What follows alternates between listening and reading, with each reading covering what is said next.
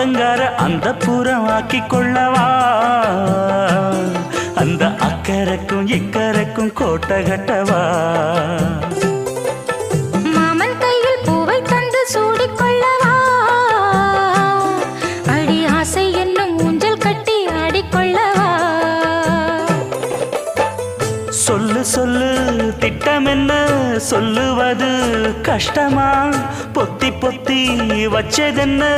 என்னென்னவோ இஷ்டமா